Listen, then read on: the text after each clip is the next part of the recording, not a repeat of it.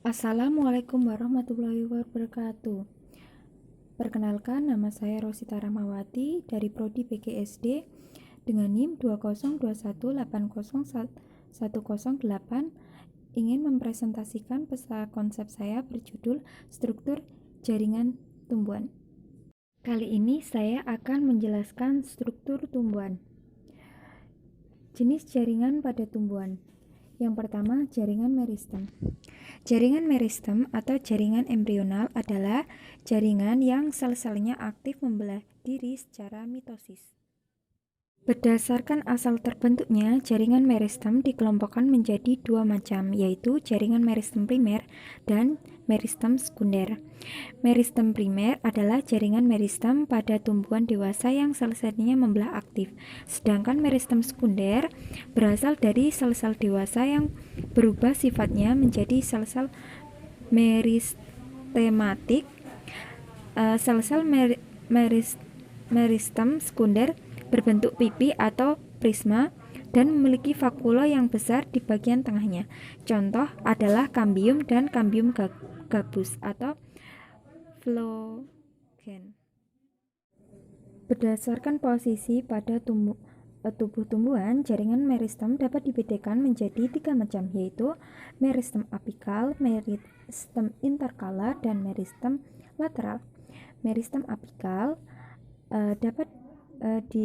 terdapat di ujung batang, pucuk utama, ujung batang, pucuk lateral, dan ujung akar.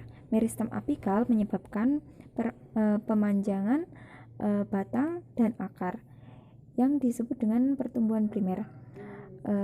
Meristem interkalar atau akselar terdapat di jaringan dewasa atau jaringan yang sudah berdiferensiasi.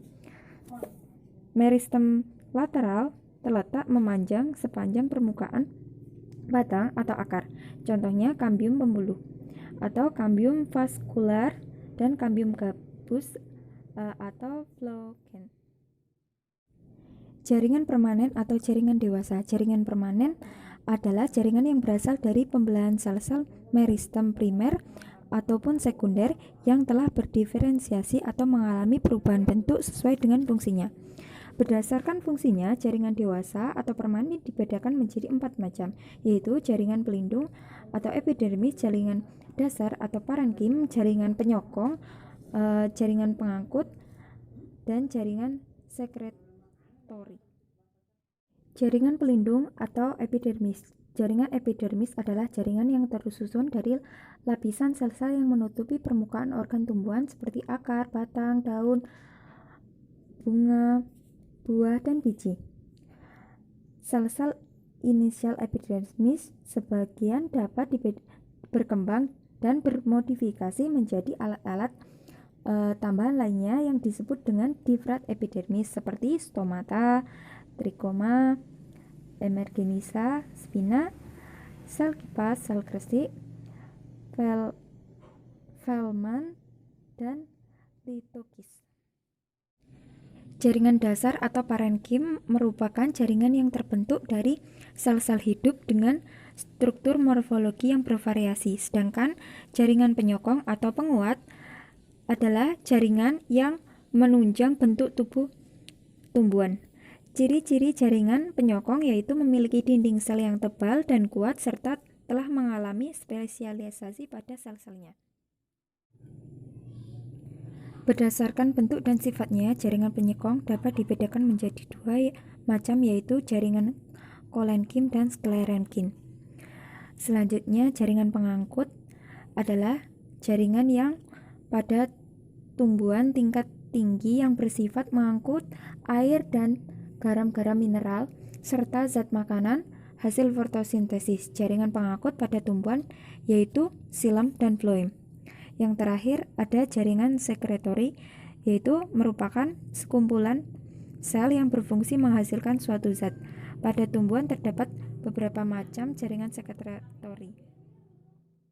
Selanjutnya, organ pada tumbuhan. Organ pada tumbuhan dapat dibedakan menjadi organ vegetatif dan generatif. Organ vegetatif yaitu akar, batang, dan daun. Organ generatif yaitu bunga, buah, dan biji. Akar berdasarkan asalnya, akar dibedakan menjadi dua macam, yaitu akar primer atau akar normal dan akar liar. Secara umum, akar terdiri atas tudung akar, epidermis, korteks, endodermis, dan stele. Selanjutnya, batang. Batang merupakan bagian tumbuhan yang terletak di atas permukaan tanah, berfungsi menopang daun, bunga, dan buah. Bagian batang, tempat munculnya daun, disebut dengan nodus. Daun merupakan salah satu organ tumbuhan yang berperan sebagai pabrik pengolah makanan bagi sebagian besar tumbuhan.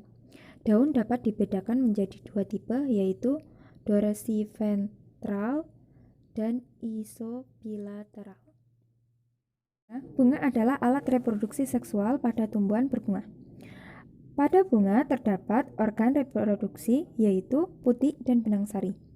Selanjutnya, buah.